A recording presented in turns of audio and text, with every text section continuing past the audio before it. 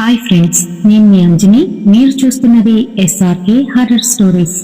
మరి స్టోరీలోకి వెళ్ళబోయే ముందు నాదొక చిన్న request. For best realistic horror and thrilling experience కోసం తప్పకుండా హెడ్సెట్ అయితే పెట్టుకోండి. అండ్ మీ హారర్ స్టోరీస్ నాతో షేర్ చేసుకోవాలి, మన ఛానల్లో వినాలి అనుకుంటే నా ఇన్స్టాగ్రామ్ ఐడిని డిస్క్రిప్షన్లోనైతే ఇస్తున్నాను. అక్కడికి వచ్చి మీ స్టోరీస్ని నాతో షేర్ చేసుకోవచ్చు. అలాగే మన ఛానల్లోని ప్రతిరోజు సాయంత్రం 6:30కి వీడియో అయితే అప్లోడ్ అవుతుంది. ఖచ్చితంగా చూడండి. మరి ఇంకెందుకు ఆలస్యం, లేట్ చేయకుండా వీడియోలోకి వెళ్ళిపోతామా?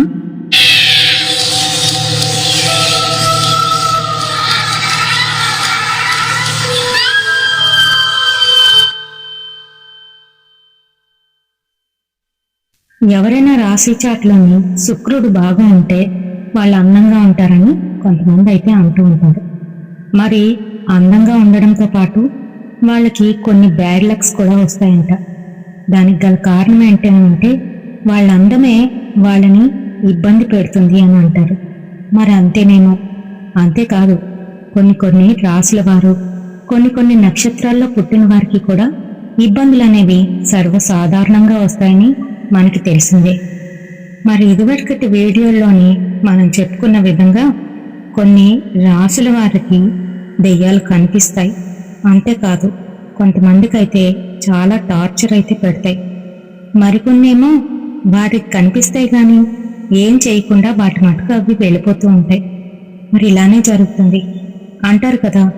పిల్లలకి, కుక్కలకి, ఇంకా కొన్ని జంతువులకి కనిపించినవి మనకు కనిపించవంటారు.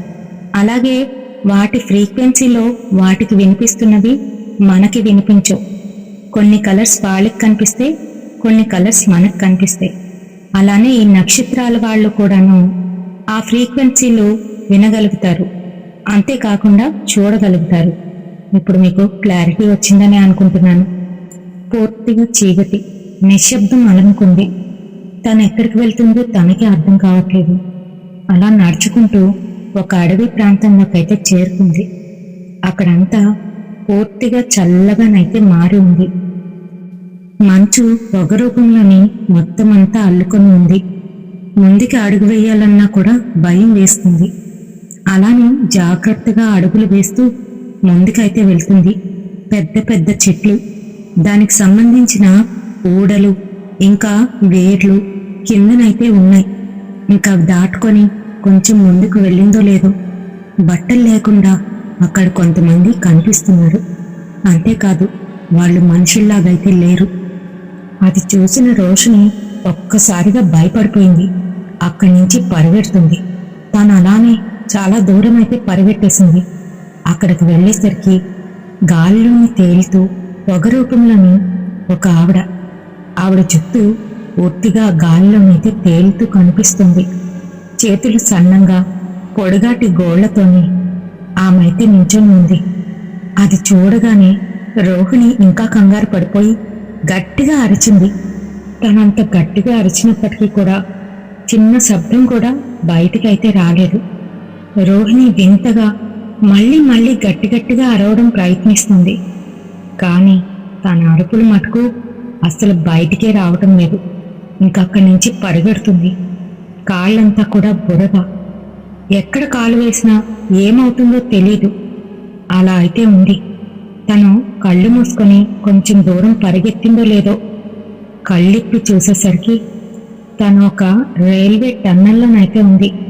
తన వెనకాతల ఒక పొడుగాటి మనిషి, పెద్ద పెద్ద కాళ్ళు, పెద్ద పెద్ద చేతులతోని కుక్కలాగా పరిగెడుతూ తన వెనకాతలైతే ఫాలో అవుతున్నారు. అంతే, గట్టిగా అరుస్తూ పరిగెడుతుంది రోహిణి అలా ఎంత పరిగెత్తినా కూడా ముందుకైతే వెళ్ళలేకపోతుంది. వెనకాతల వస్తున్న ఆ రాక్షసుడు దగ్గరకైతే వచ్చేస్తున్నాడు. అంతే, గట్టిగా అరిచింది. ఈలోగా పెద్ద వెలుతురేదో వాళ్ల మీద అయితే పడింది. అంతే, ఒక్కసారిగా వాడు మాయమైపోయాడు. ఎదురుగా చూసేసరికి ఒక ట్రైన్ చాలా ఫాస్ట్గా తన వైపే దూసుకు వస్తుంది. తను అక్కడి నుంచి తప్పించుకొని వెళ్దామనుకున్నా కూడా వెళ్ళలేకపోయింది. ఈలోగా ట్రైన్ వచ్చి గుద్దేసింది. అంతే, మంచం మీద పడుకున్న చిన్నప్పటి రోహిణి తనకి ఎదురుగానైతే కనిపిస్తుంది. 12 సంవత్సరాలప్పుడు రోహిణికి ఆరోగ్యం పాడైంది. ఆ సమయంలోని డాక్టర్లు కూడా ఈ అమ్మాయి ఇంకా బ్రతకదు అని చెప్పేశారు. ఆ సమయంలో హాస్పిటల్లోని తను పడుకొని ఉన్న ఆ సీన్ అయితే తనకు కనిపిస్తుంది. తన ఎదురుగాను రోహిణి పడుకొని ఉంటే రోహిణి ఆత్మ మటుకు పైకి తేలుతూ రోహిణి కాసే చూస్తున్నట్టుగానైతే కనిపించింది. తనకి ఏమీ అర్థం కావట్లేదు. అసలు నాకు ఎందుకు ఇలా జరుగుతుంది అని భయపడిపోతుంది. బయటికి వెళ్దాం అని అనుకున్నా కూడా తను బయటికైతే వెళ్ళలేకపోతుంది.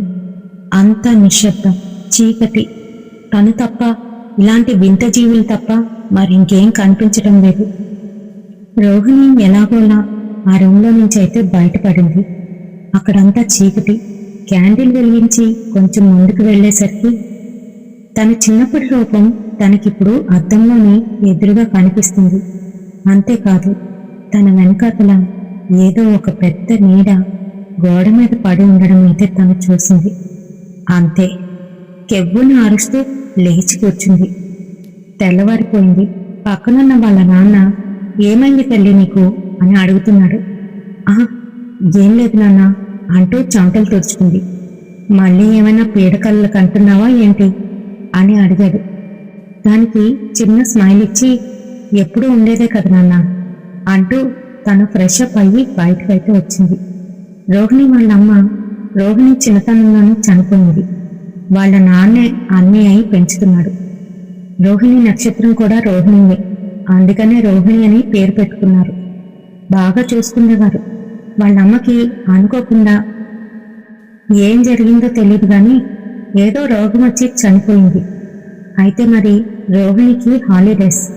తను వాళ్ళ అమ్మమ్మ వాళ్ళ ఊరు వెళ్దామని అనుకుంది. వాళ్ళ నాన్న వద్దని చెప్తున్నా, ప్లీజ్ నాన్న, సెలవులు కదా, మళ్ళీ ఎప్పుడో గాని కలవడం అవ్వదు. పైగా మామయ్య అత్త కూడాను నన్ను పిలుస్తున్నారు, ఒక్కసారి వెళ్ళొస్తాను నాన్న అని చెప్తుంది. సరే తల్లి, సరే. అక్కడికి వెళ్తే నాకెందుకో తెలియని భయం అయితే కలుగుతుంది. మీ అమ్మ నీ చిన్నప్పుడు అలానే అంటూ ఏదో చెప్పబోతుంటే, నాన్న అలా ఏం లేదులే నాన్న, ఒక్కసారి అని అంటుంది. ఆల్రెడీ రిజర్వేషన్ కూడా అయిపోయింది, ఇప్పుడు ఇలా అంటారేంటి నాన్న అని అంటుంది. సరే తల్లి, సరే, జాగ్రత్తగా వెళ్ళు, ఒక్కదాన్ని వెళ్తున్నావు కదా, అదే నా భయం అని అంటున్నాడు. అలా ఏం లేదులే నాన్న, అక్కడ తాత కూడా ఉన్నారుగా, నాకేం ఇబ్బంది లేదులే, పైగా చేతన్ గారు కూడా ఉన్నాడు, నాకు అసలు టైమే తెలియదులే నాన్న అని చెప్పింది. మరి ఆ రోజే తను ట్రైన్ అయితే ఎక్కి అలెన్కుల్లంకైతే వెళ్ళిపోయింది. మరి ఆ ఊరు వాళ్ళ అమ్మది. వాళ్ళ అమ్మ నాన్నది లవ్ మ్యారేజ్. రోహిణిని చూడగానే వాళ్ళ అత్త, మామయ్య, తాతయ్య ఎంతో సంతోషపడ్డారు. చేతన్ కూడాను అక్క అక్క అంటూ తన చుట్టూనే తిరుగుతున్నాడు. ఆ రోజు సాయంత్రం అందరూ కలిసి చక్కగా భోజనం అంతా ఒక దగ్గర పెట్టుకుని కూర్చొని తింటున్నారు, సంతోషంగా మాట్లాడుకుంటూ. ఆ సమయంలో వాళ్ళ మామయ్య, నిన్ను చూస్తుంటే మా చెల్లె గుర్తుకొస్తుందే అంటూ దా ఇలా అంటూ ముద్ద కలిపి నోట్లో పెడుతున్నాడు. ఏంటి మామయ్య నువ్వు మరీను అంటూ తింటుంది. పక్కనున్న వాళ్ళత్త అది చూస్తూ సంతోషపడుతూ, మా ప్రేమలు ఇలానే ఉంటాయి, తిను తిను అని చెప్తుంది. తను అలా తింటూ ఉంటే ఈలోగా పక్క నుంచి వాళ్ళ తాత కూడా ఇలా రాతల్లి అంటూ తను కూడా కలిపి ముద్దలైతే పెడుతున్నాడు. అబ్బో, నాకెప్పుడు ఇలా కలిపి పెట్టలేదు గాని తాత చూడమ్మా, అక్క వచ్చేసరికి ఎలా ముద్దలు కలిపి పెడుతున్నాడో, అదేం చిన్నదాయి కాదులే అని అంటున్నాడు చేతన్. నువ్వు ఊరుకోరా, రోహిణికి 1.5 year ఉంటుందేమో, అప్పుడు వచ్చింది, మళ్ళీ ఇప్పుడు వచ్చింది అని అంటున్నాడు. పైగా వాళ్ళ నాన్న పంపించడు కదా మన దగ్గరికి అని అంటున్నాడు. ఆ మాటలు వింటూ ఉంటే రోహిణి ఎందుకనో తలదించుకొని ఉండిపోయింది. ఆ తర్వాత వాళ్ళు అన్ని పనులు చేసేసుకున్నారు. అందరూ కూర్చొని చక్కగా మాట్లాడుకుంటున్నారు. ఇదిగో రోహిణి, నీకోసం మీ మామయ్య ప్రత్యేకించి మీ అమ్మ రూమ్ని శుభ్రం చేయించారు, అందులోనే పడుకో అని చెప్తుంది వాళ్ళ అత్త. అలాగే అత్త, మీరు కూడా రావచ్చుగా, మనందరం కలిసి పడుకుందాం అని అంటూ ఉంటే అక్క నేను వస్తానే అని అంటున్నాడు చేతన్. వద్దు, నువ్వు నోరు మూసుకొని మన రూమ్లో పడుకో, దానికి ఇబ్బంది పెట్టొద్దు అంటూ పక్క నుంచి రోహిణి వాళ్ళ మామయ్య అయితే అంటున్నాడు. ఇంకా రోహిణి కూడా బాగా అలసిపోయి ఉండడంతో తను కూడా ఏం మాట్లాడలేదు. వారు ఒకరినొకరు కలుసుకోపోయినప్పటికీ కూడాను వాళ్ళు ప్రతిరోజు వీడియో కాల్స్లో మాట్లాడుకుంటూనే ఉంటారు. అందుకే రోహిణికి వాళ్ళు పెద్ద దూరంగా అనిపించలేదు. చేతన్ కూడా అలానే తెలుసు. మరి చేతను అందుకనే రోహిణి పక్కన పడుకుంటానంటే వాళ్ళ నాన్న అయితే తిడతాడు. ఇంకా రోహిణి కూడా ఏమీ అందు. వాళ్ళు ఫోన్లో మాట్లాడుకున్నప్పుడు వాళ్ళ అత్త ఇంకా వాళ్ళ తాత రమ్మని ఫోర్స్ చేయడంతోనే తానైతే అక్కడికి వస్తుంది. మరో పక్క రోహిణి వాళ్ళ మామయ్య పడుకోకుండా ఏదో ఆలోచనలోనైతే పడ్డాడు. తను ఏంటి ఆలోచిస్తున్నాడో అనేది తన భార్యకు కూడా తెలీదు. అది రాత్రి 11 అయితే అవుతుంది. తన భార్య అన్నీ సర్దుకొని తన రూమ్లోకి అయితే వచ్చింది. ఏడి వీడేడి అని అడుగుతూ ఉంటే, వాడు మీ నాన్నతో కలిసి ఆయన రూమ్లో పడుకున్నాడు అని చెప్తుంది బళ్ళి. దానికి మురుగను సరే సరే నువ్వు తొందరగా పడుకో అని చెప్తూ తన అటుపక్కకైతే తిరిగిపోయాడు. తను కూడా వచ్చి పడుకొని మళ్ళీ మురుగన్ని పిలుస్తుంది. యాండి యాండి అని అంటుంది. ఏంటిప్పుడు అని అంటూ ఉంటే, అది కాదు, ఎన్నో సంవత్సరాల తర్వాత మీ చెల్లెల మీద కోపం తీరిపోయి రోహిణిని కూడా ఇంటికి రమ్మన్నారు. రోహిణి కూడా పెద్దగా అయింది కదా, మీ చెల్లెలకని ఒక నెక్లెస్ చేయించారు కదా, అది మన ఇంట్లోనే ఉండిపోయింది. అప్పుడెప్పుడో తనకి ఇవ్వాల్సింది. పాప పుట్టాక ఇద్దామనుకుంటే తను మన ఇంటి దగ్గర నుంచి వెళ్ళాక ఆరోగ్యం చెడిపోయి చనిపోయింది. కనీసం ఇప్పుడు రోహిణికి ఇద్దామండి అని అంటుంది. ఆ మాటలకి చాలా కోపంగానైతే చూశాడు మురుగన్. అంతే, తను ఇంకేం మాట్లాడకుండా అటు తిరిగి కామ్గానైతే పడుకుని పోయింది. ఇంక అందరూ పడుకునే సమయంలోనే మురుగన్ అయితే లేచాడు. మెల్లగా తన రూమ్లో నుంచి బయటకు వచ్చి ఇంటి వెనక నుంచి పెరట్లో నుంచి వాళ్ళకి బయటికి వెళ్ళడానికి దారి ఉంటుంది. అక్కడి నుంచి కొంచెం దూరం వెళ్ళేసరికి వాళ్ళ పొలాలు, అక్కడే సమాధులైతే ఉంటాయి. మరి అది ఊరి చివరి కావడంతోనే అక్కడ చాలా సమాధులైతే కనిపిస్తూ ఉంటాయి. వాటిని దాటుకుంటూ లోపలికైతే వెళ్తున్నాడు లాంతర్ పట్టుకొని. తన కుటిల ఆలోచన ఎవ్వరికీ తెలీదు. లోపలికి వెళ్ళిన మురుగను ఒక సమాధి ముందు కూర్చొని అక్కడ ఏవేవో పెట్టి పూజ అయితే చేస్తున్నాడు. ఏదో మంత్రము అక్కడ అలానే చదవడం మొదలుపెట్టాడు. తన ఎడమ చేతికి గాయం చేసుకొని అక్కడ 2-3 చుక్కలైతే వేశాడు దీపంలోని.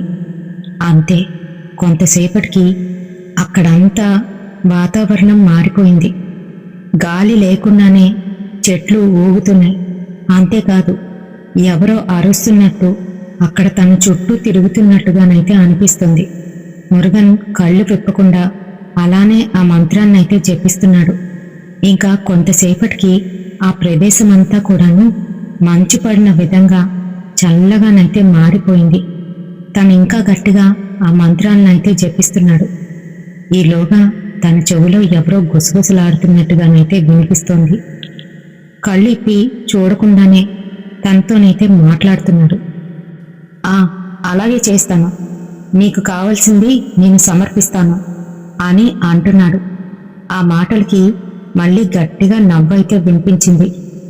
తన దగ్గర ఒక గుడ్డనైతే తీశాడు. దానికి బొమ్మ ఆకారంలోని పిండితోనైతే చేసి దానికి ఆ గుడ్డను చుట్టి ఇంకా కొన్ని వెంట్రుకలు ఇంకా ఏవేవో పూజలవి చేసి ఆ ముగ్గు మధ్యలో పెట్టి మళ్ళీ తను మంత్రాలనైతే చదవడం మొదలుపెట్టాడు. అంతే, పూర్తిగాను అక్కడున్న బొమ్మలన్నీ కదలడం మొదలయ్యే దానికంతటావే. సరిగ్గా 15 ఏళ్ల క్రితం ఇలానే శ్మశానంలోని పూజ అయితే చేశాడు. కానీ అది తన చెల్లెల కోసం. శక్తివేల్కి 2 పిల్లలు, మురుగన్, మీనాక్షి. ఇద్దరిని కూడాను చాలా బాగానైతే చదివించాడు. మరి మీనాక్షి కాలేజీకి వెళ్లే సమయంలోని ఈశ్వర్ అయితే పరిచయం అయ్యాడు. తమిళనాడుకి వాళ్ళ నాన్నగారికి ట్రాన్స్ఫర్ అవడంతో తన చదువంతా అక్కడే పూర్తి చేసుకున్నాడు. ఆ సమయంలోనే మీనాక్షిని అయితే ప్రేమించాడు. కానీ మీనాక్షి వాళ్ళది చాలా పరువు గల కుటుంబం. అంతేకాదు చాలా పెద్ద కుటుంబం కూడాను. మీనాక్షి వాళ్ళ నాన్నకి బోలెడంత ఆస్తి అయితే ఉంది. అందుకనే చిన్నతనం నుంచే మీనాక్షి మా కోడలంటే మా కోడలని వాళ్ళ తాలూకు వాళ్ళే వెంటబడేవారు. మరి అలానే మీనాక్షి వాళ్ళ నాన్న కూడాను వాళ్ళ మామయ్య కొడుక్కి ఇచ్చి పెళ్లి చేస్తానని ఒప్పందం అయితే పడిపోయాడు. అందుకనే వాళ్ళు చిన్నప్పటి నుంచి మీనాక్షి తనను చేసుకుంటుందని అనుకునేవారు. కానీ మీనాక్షి ఏమో కాలేజీలోని ఈశ్వర్ని ప్రేమించడం, వాళ్ళ ఇంట్లో వాళ్ళకి చెప్తే వాళ్ళు ఒప్పుకోకపోవడంతోనే మీనాక్షిని తీసుకుపోయాడు ఈశ్వర్. మరి తెలుగు రాష్ట్రాలకు వచ్చిన తర్వాత వాళ్ళేమీ చేయలేకపోయారు. వాళ్ళు ఎక్కడున్నారో కూడా వాళ్ళకి తెలియలేదు. అంతేకాదు మీనాక్షి అలా వెళ్ళిపోవడం వాళ్ళ అమ్మకి వాళ్ళ నాన్నకి చాలా అవమానకరంగానైతే అయిపోయింది. ఇంట్లో వాళ్ళు, వీధిలో వాళ్ళు, చుట్టాలు అందరూ కూడా వెలేసినట్టు వాళ్లతోనైతే మాట్లాడేవారు కాదు. అంతేకాదు చుట్టాలైతే ఇంకాను ఎక్కడ కనిపించినా తిట్టడం అయితే చేసేవారు. అందుకనే బెంగ పెట్టుకొని మీనాక్షి వాళ్ళ అమ్మ అయితే చనిపోయింది. కానీ ఆ పగని మనసులోనే పెట్టుకున్నాడు మురుగన్. మరి మీనాక్షి కడుపుతో ఉన్న సమయంలో కూడాను ఏదో విధంగా వాళ్లతో మాట్లాడదాం, కలిసిపోదామని చెప్పి మీనాక్షి చూసినప్పటికీ మీనాక్షిని ఇంటి గడప కూడా తొక్కనివ్వలేదు. ఆ తర్వాత మీనాక్షి ఒక పండంటి బిడ్డనైతే కంది. అదే రోహిణి. రోహిణి పుట్టిన తర్వాత తనకి 1.5 years ఉంటుందేమో. ఆ సమయంలో మళ్ళీ ఒకసారి వెళ్ళి వాళ్ళతో మాట్లాడడానికి ప్రయత్నిద్దామండి అని మీనాక్షి అనడంతోనే మళ్ళీ అక్కడికైతే వెళ్ళారు. పాప పుట్టిన వేళ విశేషమో లేదా మరింకేంటో గాని మీనాక్షి తండ్రి మటుకు వాళ్ళ పెళ్లిని అంగీకరించి వాళ్ళని సాదరంగా లోపలికైతే ఆహ్వానించాడు. మురుగను ఒక మాట అందామని చూసేలోపే వద్దు ఆగు అంటూ వాళ్ళని లోపలికి రమ్మన్నాడు. ఇంకా అప్పటి నుంచి మురుగన్ కోపం లోపలే అంచుకొని ఉన్నాడు. అయితే వాళ్ళు అక్కడికి వెళ్ళిన తర్వాత ఈశ్వరు కొన్ని రోజులు మీరు ఉండి రండి అని చెప్పి తను రిటర్న్ అయితే వచ్చేశాడు. ఆ తర్వాతే మీనాక్షికి ఏమైందో తెలియదు కానీ తెలియని అంతు చిక్కని రోగంతో చనిపోయింది. నిజానికి తను చేసిన ప్రయోగం వల్లే చనిపోయింది. అదే ప్రయోగం మళ్ళీ ఇప్పుడు చేయడానికైతే పూనుకున్నాడు. ఆ రోజు పూర్తయింది. ఇంటికి వచ్చి ఏమీ తెలియని వాళ్ళలాగైతే పడుకున్నాడు. మరి రోహిణి మటుకు వింత చేష్టలు చేయడం మొదలుపెట్టింది. అంతేకాదు ముందు నుంచి రోహిణికి తన నక్షత్ర బలమో ఏంటో తెలియదు కానీ దెయ్యాలు కనిపించడం, రాత్రి సమయంలోనే సరిగ్గా నిద్ర పట్టకపోవడం, తన చుట్టూ ఏవో తిరుగుతున్నట్టుగా అనిపించడం, ఒక్కొక్కసారి ఎదురుగానే కనిపించడం అయితే జరుగుతుంది. ఎప్పుడైతే మురుగను ఇలా దెయ్యాన్ని తన మీదకు వదిలాడో అది వచ్చి ఎదురుగా నించొని రోహిణి జుట్టు పీకేస్తుంది. పడుకున్న రోహిణి లేచి కూర్చుంది. అది తన మీదకు వచ్చి వింత చేష్టలైతే చేస్తుంది. గట్టిగా అరుస్తూ రోహిణి భయపడిపోతుంటే తన గొంతు మాత్రం బయటికైతే వినిపించడం లేదు. పక్కనున్న వాళ్ళు ఎవ్వరూ కూడా రాలేదు. ఇంకా తెల్లవారేసరికి రోహిణి పిచ్చెక్కిన దానిలాగా అయితే అయిపోయింది. తనకేం జరుగుతుందో అసలు ఎవ్వరికీ ఏమీ తెలియట్లేదు. వాళ్ళ తాత భయపడ్డాడు. అత్త కూడాను ఏదో అయ్యింది, ఏదో గాలి సోకినట్టుంది మామయ్య గారు అంటూ వాళ్ళకైతే చెప్తుంది. అదంతా వింటున్న మురుగను తనకి ఏమీ తెలియనట్టు అలానే ఉన్నాడు. మరి వాళ్ళ తాతయ్య అలానే చూస్తూ ఉండకుండాను ఆయనకి తెలిసిన ఒక సిద్ధ తాంత్రికుడిని అయితే తీసుకువచ్చాడు. కానీ అప్పటికే మురుగను ఆ తాంత్రికుడికి డబ్బులు ఇచ్చి తనేం చేయకుండా మామూలుగా ఏవో పూజ చేస్తున్నట్టుగా వాళ్ళ ముందు చేసి వెళ్ళిపోమని చెప్పేశాడు. అలానే చేశాడు అతను కూడా. పాపం రోహిణికి ఇంకా ఎక్కువ అవుతుంది. ఇంకిలా అయితే లాభం లేదని ఇంటికైతే ఫోన్ చేసి, బాబు రోహిణికి ఏంటో బాగోలేదు, ఇలా అయ్యింది అంటూ వాళ్ళ తాత అయితే చెప్పాడు. ఆ రోజు రాత్రి అందరూ పడుకున్నాక మళ్ళీ ఏవో పూజలు చేయడం కోసం తను ఆ శ్మశానానికైతే వచ్చాడు. ఈసారి తనతో పాటుగా బ్యాగ్లోనేవో తీసుకువచ్చి అక్కడ పూజలు చేస్తూ అవన్నీ కూడా వేస్తున్నాడు. మరి ఆ రోజు రాత్రి ప్రభావం ఇంకా ఎక్కువైంది. ఒక్కరిదే ఆ రూంలో పడుకున్న రోహిణికి మెల్లగా ఎవరో తన పక్కకి వచ్చి పడుకున్నట్టుగానైతే అయ్యింది. తనకి ఆ స్పర్శ తెలుస్తుంది. టక్కున కళ్ళిప్పి వెనక్కి తిరిగి అయితే చూసింది. కళ్ళల్లోకి కళ్ళు పెట్టి చూసేసరికి అది ఒక నల్లటి ఆకారం. కనుగుడ్లు ఉండవలసిన చోట ఖాళీలైతే ఉన్నాయి. అంతేకాదు ఒక పొగ ఆకారంలోనైతే కనిపిస్తుంది. రోహిణిని చూసి గట్టిగానైతే అరిచింది. అంతే, రోహిణి జజ్జరిల్లిపోయింది. లేవడానికి చూసేసరికి రోహిణిని గట్టిగానైతే పట్టేసుకుంది. అంతే, రోహిణికి ఏం జరిగిందో తెలీదు. మర్నాడు తెల్లవారేసరికి రోహిణి వాళ్ళ నాన్న ఈశ్వర్ అయితే వచ్చేశాడు. నా కూతుర్ని ఇంక నేనిక్కడ ఉంచను అంటూ తనతో పాటుగా తన కూతుర్ని ఇక్కడికైతే తీసుకువచ్చేశాడు. తను అక్కడే చదువుకున్నాడు కాబట్టి తనకు తెలిసిన మరొక ఫ్రెండ్ సహాయం ద్వారా అదే స్టేట్ ఆయన గుడిలోనైతే ఉంటారు. అక్కడికి వెళ్ళి మా అమ్మాయికి ఇలా అవుతుంది అని చెప్పడంతోనే అతను ఉండండి అంటూ వాళ్ళకి ఒక కషాయం లాంటిది చేసి తన చేత అయితే తాగించారు. రోహిణి ఎప్పుడైతే అది తాగిందో తన నోట్లో నుంచి ఒక పొగ మాదిరిగా ఒక నల్లటి పొగ బయటికైతే వచ్చింది.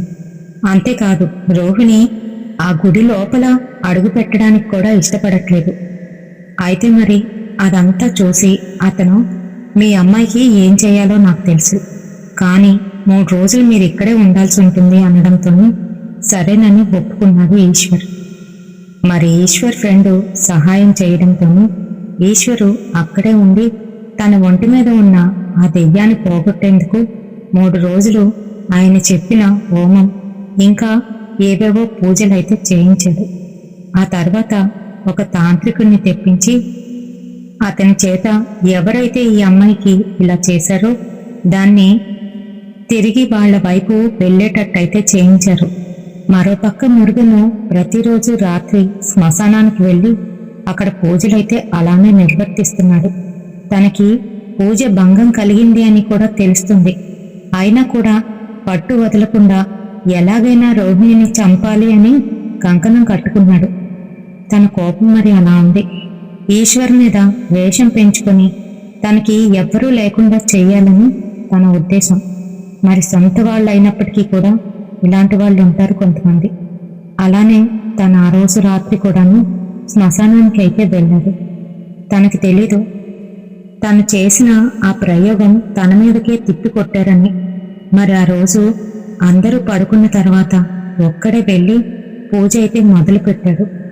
ఈలోగానే అంతే, శ్మశానమంతా ఏదో తెలియని అలజడి. అక్కడున్న భూత ప్రేతాలన్నీ కూడా అక్కడికి వచ్చాయా అన్నట్టు గాలి లేకుండానే చెట్లన్నీ ఊగిపోతున్నాయి. అంతేకాదు, పూర్తిగాను చల్లగానైతే మారిపోయింది. మురుగన్ వెనకాతల నుంచి ఒక నల్లటి పొగలాంటి రూపంతో వచ్చిన ఆ ప్రేతాత్మ మురుగన్ బుర్రను పట్టుకుని వెనక్కైతే తిప్పేసింది. అంతే, మురుగన్ అక్కడికక్కడే చనిపోయాడు. ద్వేషం ఉన్నట్లయితే మనిషిని ఆలోచన లేకుండా చేస్తుంది. అంతేకాదు, మనుషుల్ని దూరం చేస్తుంది. మన ద్వేషం మనల్నే తినేస్తుంది ఆఖరికి అనేది ఈ స్టోరీ ద్వారా మీకు అర్థమయ్యే ఉంటుంది. మరి రియల్గా జరిగిన ఒక స్టోరీని మంచిగా కుక్ చేసి మీ ముందైతే ప్రజెంట్ చేశాను. మరి వీడియో నచ్చితే తప్పకుండా ఒక లైక్ అయితే వేయండి, షేర్ చేయండి మీ ఫ్రెండ్స్ అండ్ ఫ్యామిలీ మెంబర్స్కి.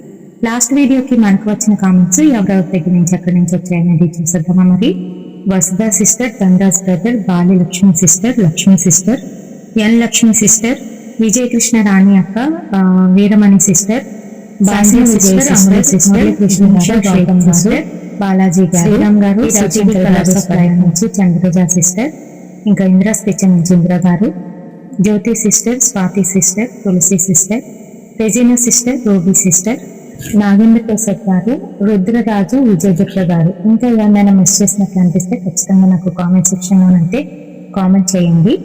నెక్స్ట్ హర్రర్ వీడియోని తప్పకుండా మీ పేరునైతే తీస్తాను. రెగ్యులర్గా వీడియోస్ అప్లోడ్ చేయడం మీకు నచ్చిందా లేదా అనేది నాకు కామెంట్ సెక్షన్లో చెప్పండి. అండ్ అలాగే రెగ్యులర్ కామెంట్స్ కాకుండా ఇంకా ఏదైనా వీడియోకి సంబంధించిన కామెంట్స్ పెట్టండి, బాగుంటుంది. సో నెక్స్ట్ వీడియోలో కలుద్దాం. Until then bye.